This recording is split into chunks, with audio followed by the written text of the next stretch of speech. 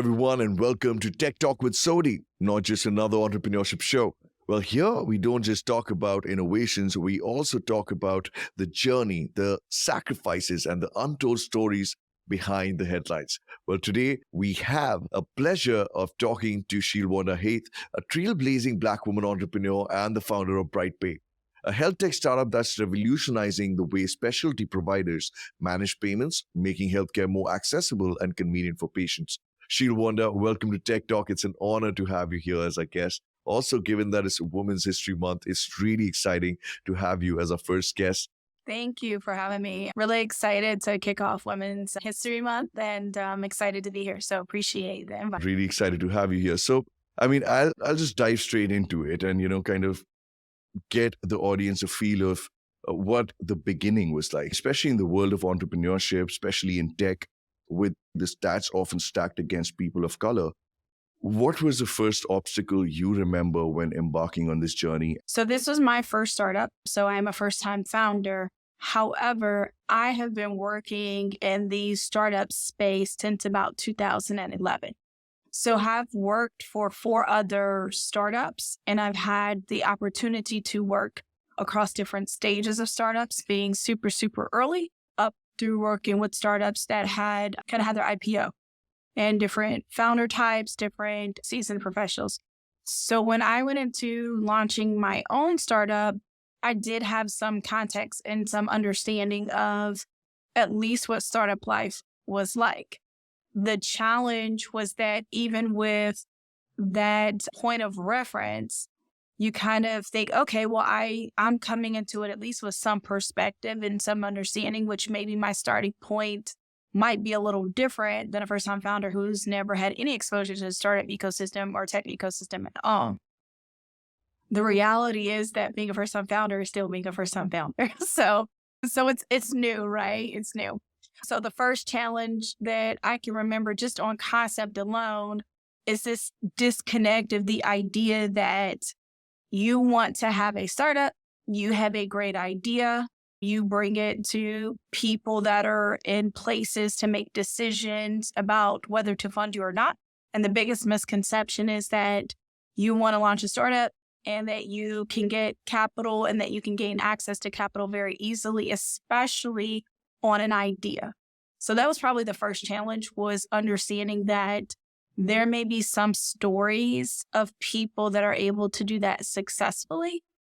But for someone like myself, who was a first-time founder, who, to your point, as an underrepresented founder, as a female founder, as an African-American founder, who, while I graduated from good schools, didn't graduate from Harvard Business School, didn't graduate from Stanford. And so having the networks of individuals that have strong capital resources were not also readily available to me.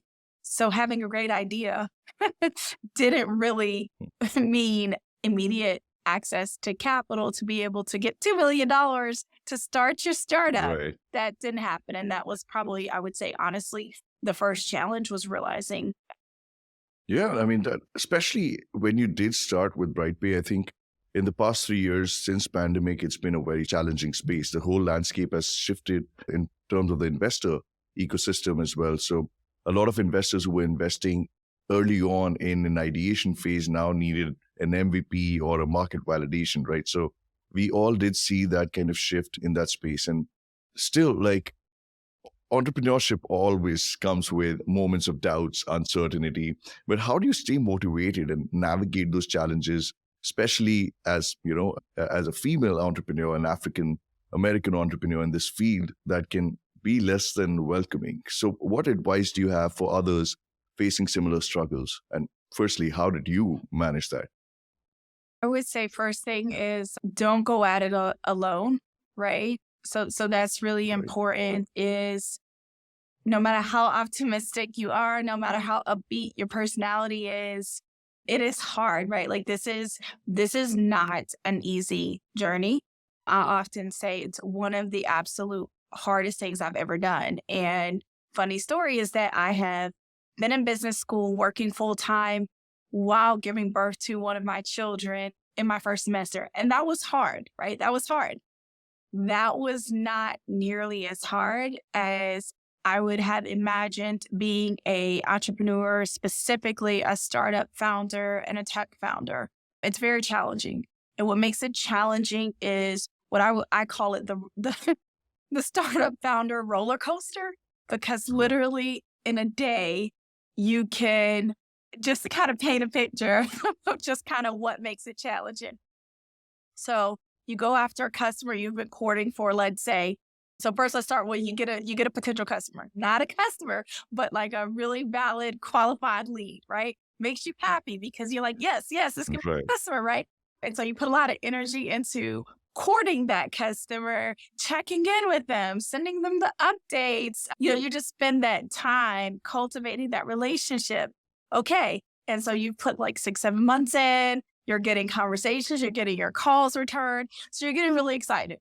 And let's say one day you get an email and they're like, oh, we really would love to move forward. So let's say that comes at like 8 o'clock in the morning and you're like, yay, we might have a customer. And then let's say like 11 o'clock, in the morning, you get another email that says capital that you thought you were going to get to be able to support you implementing that customer doesn't happen.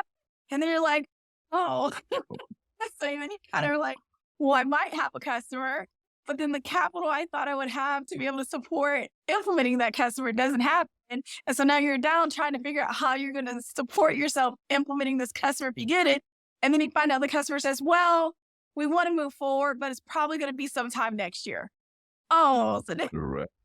all in a day. And so it's a roller coaster, right? Like I always say, what makes this job challenging is the ups and downs.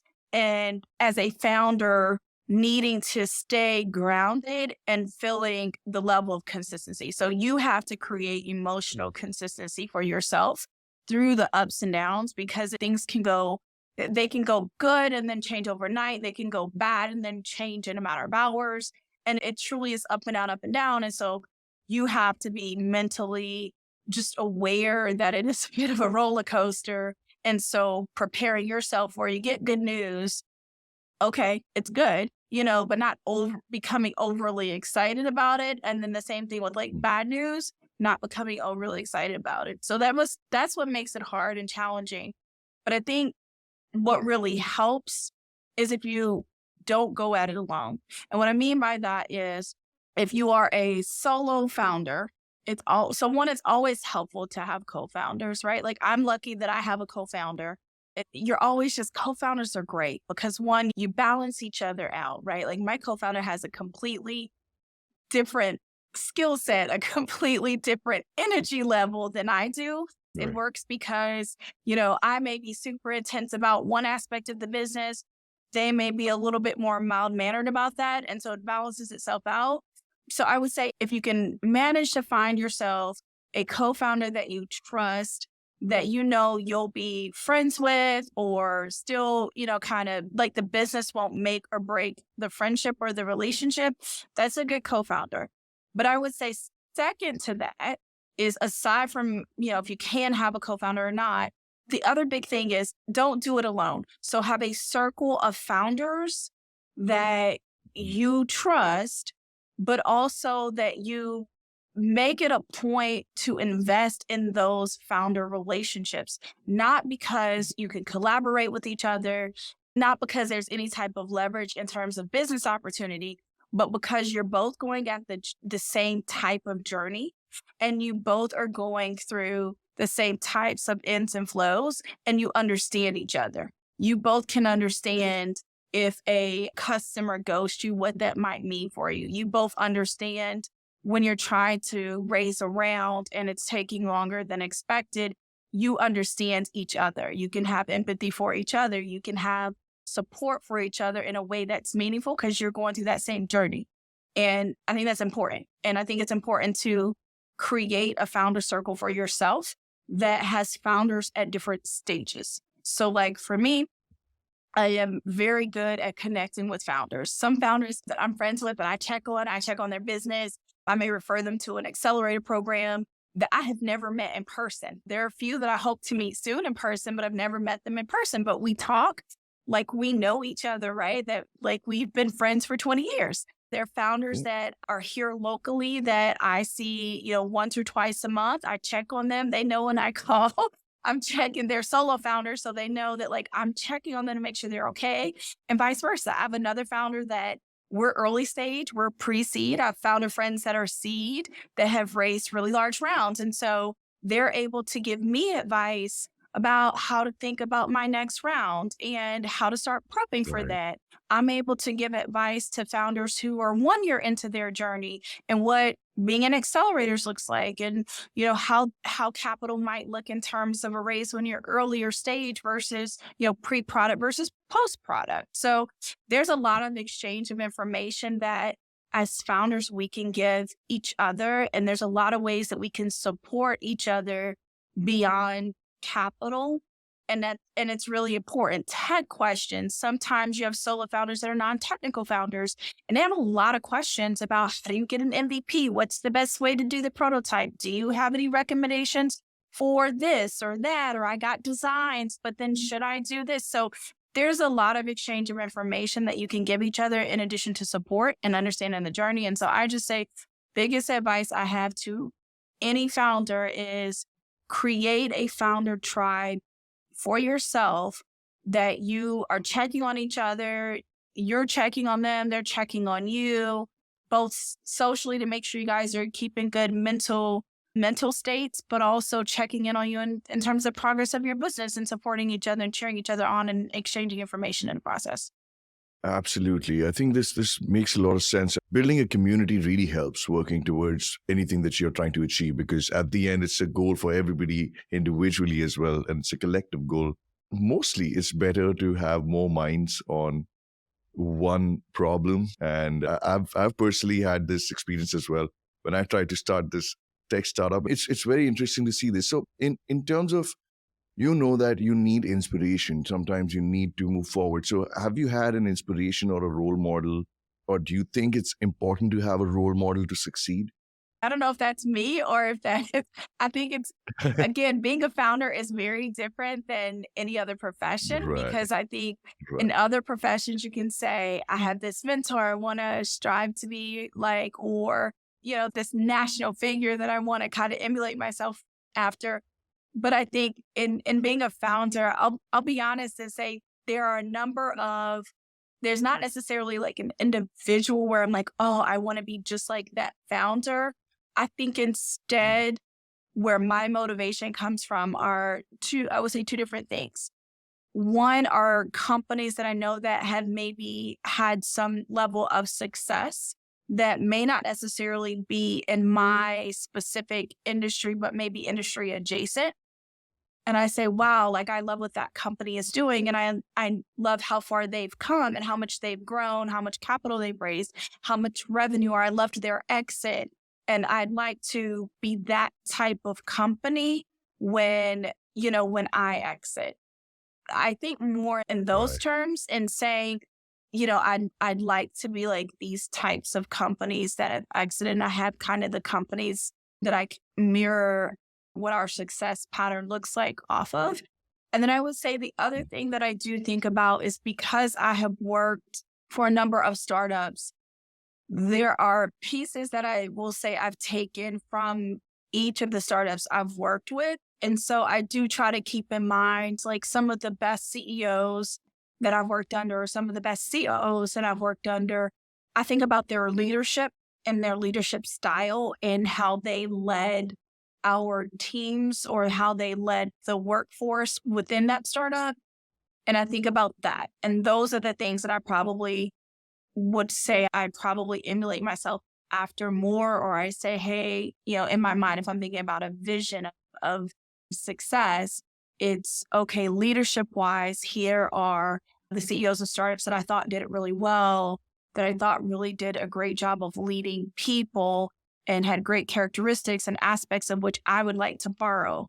But then from a organizational standpoint, I think about organizations that have had the types of exits that I've wanted to have or aspects of their exit. And, for example, everyone talks about, we all want to be Facebooks or Ubers, right? We all want to be Amazons. But I think about, especially in light of it being Women's Month, I think about Spanx, for example, and I think about the Spanx exit. And that was an exit, completely different industry, but one that I think about her company, and I think about the people that worked for her company when she exited, and how that looked. That would be, for example, the types of things that I would look at. So not necessarily the success and magnitude of the exit itself, which of course we want for our investors, Right. that return, but it's also the way that the exit occurred and how the people were taken care of.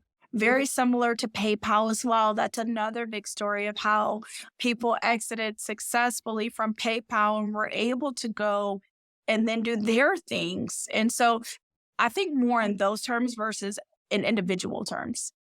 Right. This is truly inspiring to hear from you and the kind of drive and determination you've had. Can you tell us more about BrightPay? I mean, what gap did you see in the healthcare payment ecosystem, and how does BrightPay address this? At the end of the day, our top line mission is to empower 10 million people with the resources that they need to be able to make really informed decisions about their healthcare and financial decisions at that. So the gap that we saw was really about information.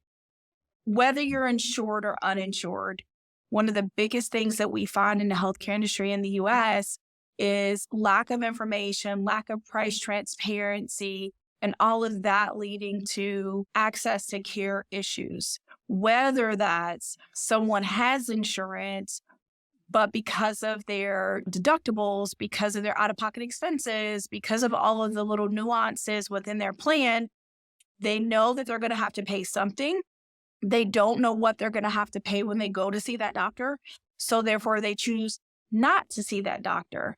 And the type of downstream impact that ultimately will have on their health is tremendous. But then if we take that a bit further and we look at the uninsured, it's even worse, because everything that an uninsured individual is going to incur is going to be out of pocket. They're going to pay for every single dollar of every single service themselves.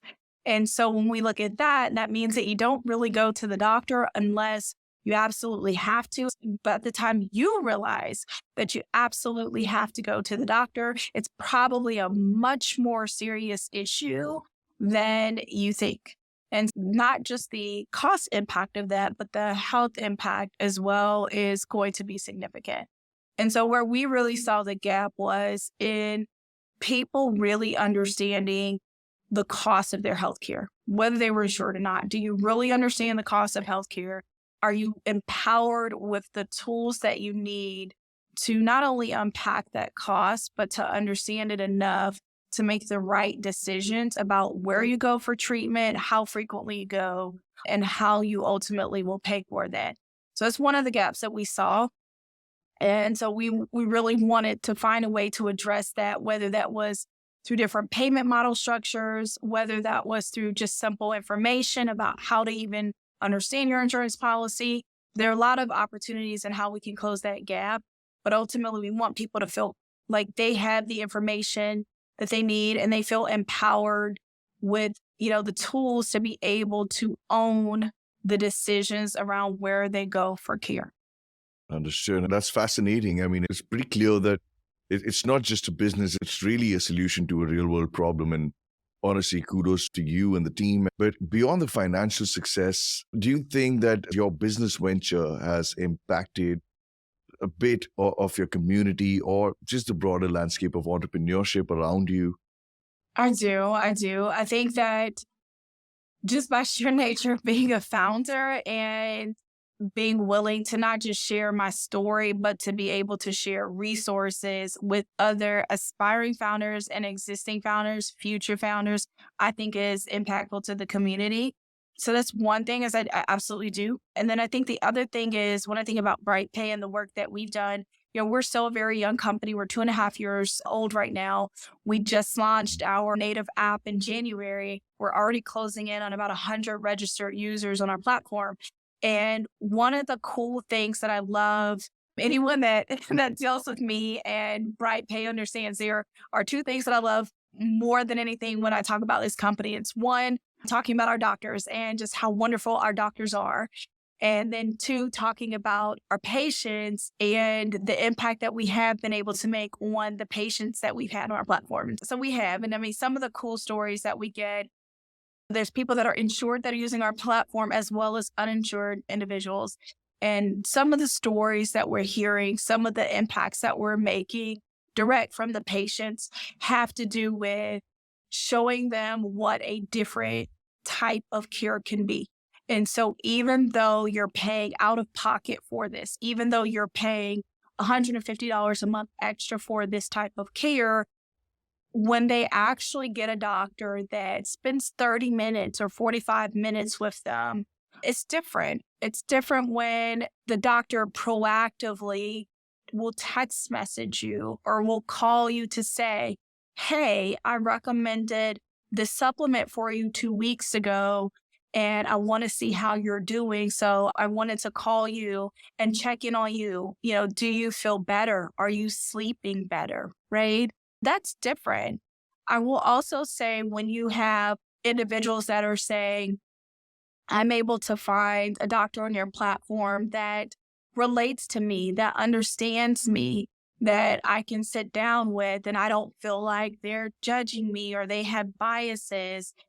Those are some of the stories that we hear, is the relatability of our providers, the way that our doctors are connecting with patients on an individual level, really getting to know them, and then giving them the care that they need. So some people need a little extra push to go get the test that they need. Or maybe you have the test, maybe you have a significant diagnosis, and you haven't had a doctor that is able to spend the time with you to, one, explain the diagnosis to you, and then number two, to really come up with a plan for you that they are proactively managing with you. So they say, hey, Karen, this is what you should do for this diagnosis.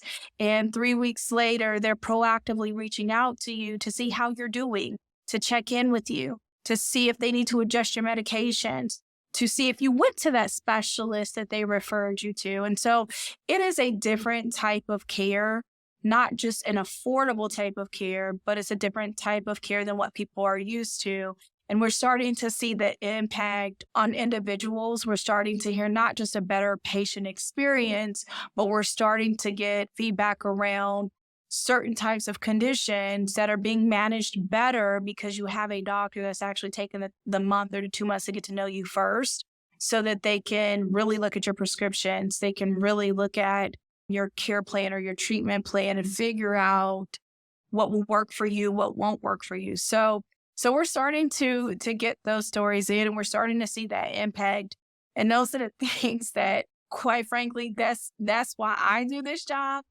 That's why I'm so proud of our company, because we care about our doctors and we care about our patients. And we want our doctors to feel like they're in an environment where they can truly practice medicine, that they can practice it the way that they intended, which is to deliver care to their patients.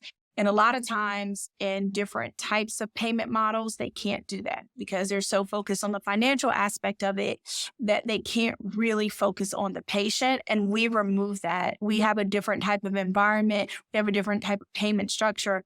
And that different payment structure allows the doctors to really focus on treating the patients and delivering care the way they think is best, and then allows the patients to really receive the type of care that they should in the first place. And by focusing on prevention to begin with, by focusing on getting people in earlier and getting them comfortable with their doctors and getting them telling their doctors everything, right, means that we're going to uncover things sooner. We're going to catch things. We're going to diagnose at stage 1, stage 0 much sooner. We're going to be able to introduce interventions much sooner. And hopefully, our goal, save lives. I mean, at the end of the day, prevention and early detection saves lives. And people are putting off the care that they need because it's either not affordable or it's not accessible. And accessible means they can't find a doctor that they connect with, or they can't find a doctor that takes the time to listen to them to really understand what's wrong with them. And so in both of those scenarios, our mission is to change that. And yeah. This is incredible. I mean, that's definitely a vision that we all can get behind, right? So And also, I think there is a challenge for a lot of people, even if they have the access, that idea of self care is also not there. So when you see that there is somebody, even your doctor, it's a great match, as in they really care about your health and they really check in with you. I think that idea of somehow that self care also gets validated, as in you do want to kind of do more for you. You see that there's someone working towards your health, with so much passions and so much diligence. I think that would enable a certain sense of self-care also for people who don't have it. The social impact that it has is absolutely incredible. I'm very impressed with what you're trying to achieve, what you have achieved, and what you're really aiming for. But for our listeners who are aspiring entrepreneurs, if you could have a conversation with your younger self, just starting out, what wisdom would you share? What would you wish you knew that you know now? I would say, don't wait. Don't say, I'll do it in 2 years. I'll do it in 5 years. I'll do it in 10 years. When you think that you're ready, I think the best thing you can do to get ready is to jump into that journey. That's the first thing, is just, we really think that you want to jump into a startup. You want to stand up a tech product or company. I say go for it. I mean, it's going to be hard, it's going to be hard, and that's okay. But it's better that you go ahead and you do it when you have that sense of urgency and that fire in you, because so much can happen between the moment that you have the idea and years down the road that you may find yourself never doing it. And so if you feel like you want to do it, don't sit on it, number one, because also your idea may be great. But if you sit on it and you don't put it out there and you don't try, then 4 or 5 years later, you also might find yourself watching someone else launching the very idea that you had years ago. So that's one thing I would say would be, if you have the idea to do it, certainly take a stab at it. If you start down this journey and you don't see the type of success that you expect, keep going. Certainly listen to the market. So a couple of good starting points as you're getting off the ground are, certainly build a prototype, a sketch, a framework, a deck that gets your concept kind of framed up. Put something on paper and get it out there so that you can get some feedback from the market very early to kind of know what direction you should go in before you even start to build. And then when you start to build, of course, build something that's a very low cost version of it, or a prototype version of a clickable prototype that, again, you can kind of vet and float out there. And that's usually, advice that people always give. And I believe that advice is very true. The other thing I will say along those same lines is, don't expect anyone to fund you in the beginning. Even if you get funded in the beginning, try to put a couple of your own dollars into it and show skin in the game, because if you're doing that, one, it shows yourself and others the level of commitment that you have to what you're doing. You're going to take it way more seriously. And then you're also going to be invested in trying to figure it out. So those are some of the starting points. I would also say, get in front of customers early. That's kind of like a common thing that most people say, and you kind of hear it, but you don't really know what that means. And so what that meant for us and what I will genuinely say is, don't go after the biggest company in the market. Don't say, I'm going to sell to Walmart or I'm going to sell to Target and I'm going to go after those customers immediately. No. Figure out, if you're going to sell to a retail store, say, what family member do I know that owns a grocery store? And go to that family member, go to that friend and say, hey, so don't be afraid to do this. Don't be afraid to say, hey, I need you to do me a favor. I am starting this business. I am building this technology. This is a problem that I think is going to solve. What do you think about it? Can you play around with it? Can you test it for me? What do you like? What do you not like? And don't get them so much as to buy into the idea of being your customer, so much as get them to buy into the idea of telling you not even how good it is, but how bad it is. What you want them to do is tell you all the things and all the reasons why they wouldn't buy it, so that you can go back and then you can work through those things to make it something that ultimately will have them wow, I can't live without this. And you want to do that for 4 or 5 different people. And I say the easiest way to do it is to do it in your circle. You're not asking to be your customer. You're saying, basically break this for me. Tell me all the reasons it won't work or break it for me. And the other big thing I'll say is people often will say, we're building a product to, we're going to build this, we're going to do this. And really being clear on the problem that you're solving first before you build, because ultimately the first version of anything that you're building is not going to be your final version.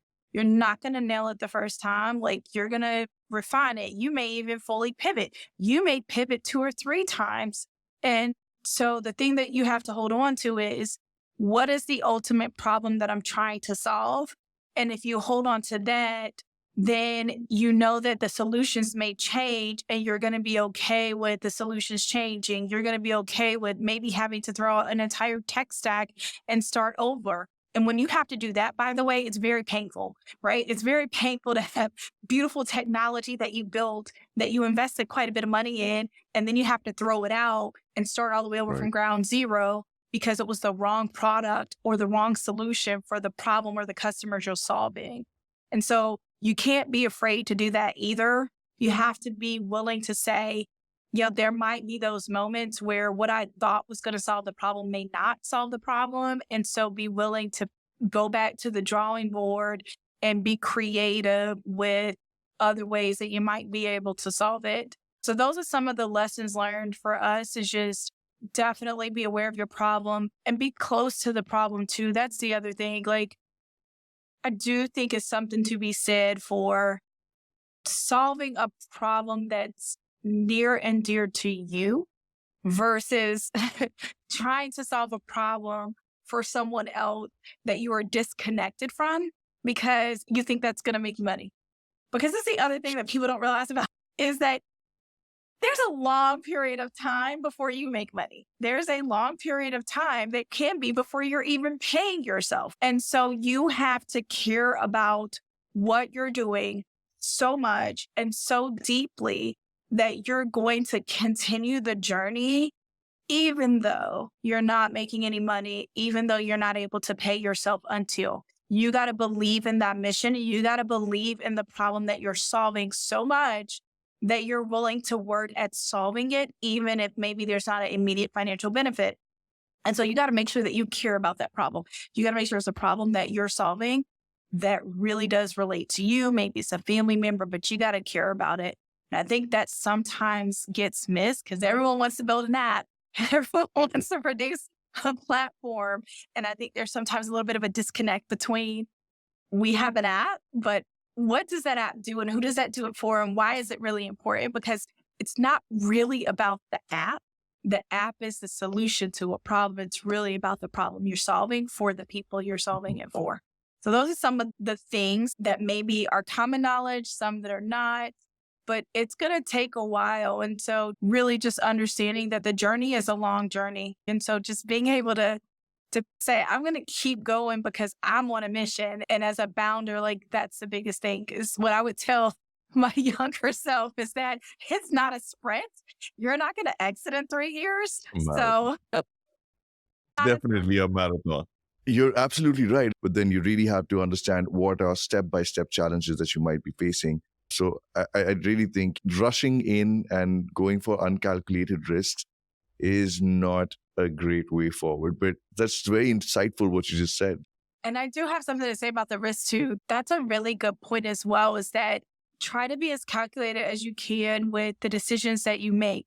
But decision making is one of those tricky things too, right? Because when you do get capital, you have, especially if you go the VC route and you do get, investors, they expect for you to return them, right? They expect for you to demonstrate a return within a certain period of time, right? Pretty short period of time.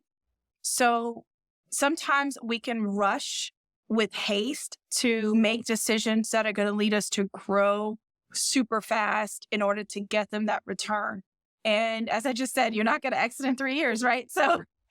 But we don't know that. And so we make decisions to hire really fast, right? So you get that first, $200,000 check or $500,000 check. And the very first thing we do is we rush to build our technology, really make it very sophisticated. You rush to hire like 10 people or 5 people and build up a team in order to grow really fast. And what can sometimes happen during that process is, to your point about risk, is that you don't realize the risk that you're putting the company in or yourself in when you do that for speed of growth before you have done some of the foundational things like validating the product in the market with that customer base. And the other thing too is, at the same time, you can be so reserved in making your decisions that you hold on to capital so tightly that when you do make decisions, either you're not necessarily spending so slowly, but you're not moving as fast as maybe you should to take advantage of your space in the market because you're trying to be so responsible and or reserved when it comes to spending capital. And ultimately, I would just say that, make your decisions very carefully, but be okay with the fact that you will make some bad decisions. You will inevitably hire a salesperson too early. You will probably pay too much for that business development person initially, and that might tank your runway, but that's okay. You might invest in a marketing company that gives you no return whatsoever, and you may spend half of your, investor capital trying to market to grow exponentially and growth hack it, and the return may not be there, and then you're out, $30,000 or $50,000 or $100,000 as a result. And so you would inevitably make some not so great decisions along the way. We all will do it. So part of it too is being okay with the fact that you do have to take risks sometimes in the decisions. Sometimes that risk will not result in the way that you think it will result. It may not kind of pan out the way that you hope. And then it turns out to be maybe not the best decision, but you have to be okay with that too. And at the same time, not be so caught up in making bad decisions that you don't make any decisions, right? So it's a fine balance between how much risk to take and then at the same time, kind of being a little bit more risk adverse in certain areas, right? But it's a balance. And in either case, you just have to be okay with the fact that you have to take some risk and it may result in good decisions. It may result in bad decisions, but in either case, it's all right. Just fall forward and lean into any failures so that the next time you don't make those same decisions or you vet them a little bit carefully or a little bit differently, but you won't know until you actually get there. No risk, no reward, right? So the reward can be either that you succeeded in what you risked for, and either it'll be a learning that'll help you take a better risk the next time, or it's just always beneficial at the end. It's very enlightening, a conversation, Shielvonda. I know your story is a testament to what can be achieved with passion, with a purpose-driven mind. But before we wrap up, looking ahead, what are your biggest aspirations for your business and influence as an entrepreneur? And what has been your biggest personal takeaway from your entrepreneurial journey that our listeners can gain out of? So for us, our biggest aspiration is, of course, to become a decacorn, right? There are not that many decacorns to begin with, and there are not that many founders of color that reach decacorn kind of $10 billion plus status, right? And so we seek to do that from a financial standpoint. From an impact standpoint, we say often we want to really impact 10 million people, and that's really our starting point, right? We want to be able to say that our company 5 years into the future had a true quantifiable impact on the lives of 10 million plus people, right? And want to be able to say very definitively how we did that in terms of the type of care that they received, in terms of our impact in preventing chronic diagnosis at later stages. So can we introduce early intervention and detection so much so that it changes the complete trajectory of someone's health, much less 10 million people? So that's what we look at is kind of our North Star, is being able to reach 10 million people and really impacting their lives in ways that we can very clearly articulate and demonstrate and show. And so that's what we want to do. And in the process of that, obviously having that financial kind of goal attached to it as well.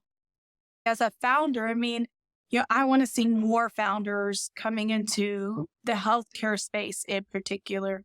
There is so much that can be done in healthcare. There's so many opportunities to reshape the US healthcare system, but also reshape healthcare internationally as well.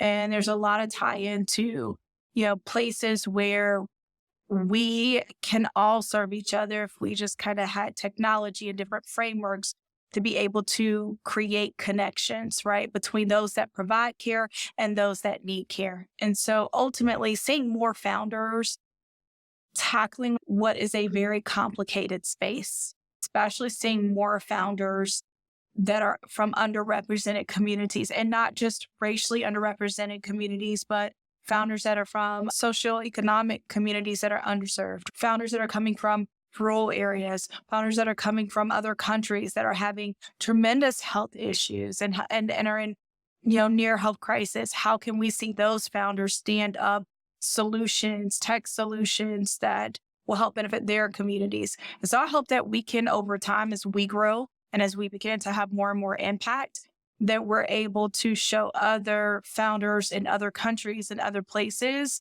that they too can have an impact on the health of their villages and the health of their communities, the health of their countries too. So as a founder, I hope that becomes encouraging and inspiring to start playing around with your ideas of the problems that you're having, and then think about how you might solve them. And then let's find a way for technology to kind of bridge that gap. That's really inspiring, Shielvonda. I think that's a great vision to have for other founders, other entrepreneurs as well, because I think the world really needs it now. It's been so insightful. It's been so inspirational, talking to you about entrepreneurship, about your journey. This is exactly why this needs to start. So thanks a lot for joining us today. And it's honestly been a great conversation for me. Personally, I think it couldn't have been better. And thank you so much for giving your time to us. Thank you for having me. It was a great conversation as well. And I'm looking forward to not just hearing this one, but I'm looking forward to hearing the other interviews that you do. I know this podcast is going to be very impactful. So I'm excited as well. Yeah, likewise. And thank you, Shielvonda. Thank you so much. Thank you, everyone, for tuning in for today's episode of Tech Talk with Sodhi. Shielvonda Haith's journey is a powerful reminder that no matter the odds, the determination and the clear vision, it's possible to make a significant impact. And I think the world should be moving towards that as well. And be sure to check out BrightPay. I'll leave the link on the description, and follow Shielvonda's continuing journey. And until next time, keep striving and keep breaking through those ceilings. Thank you so much.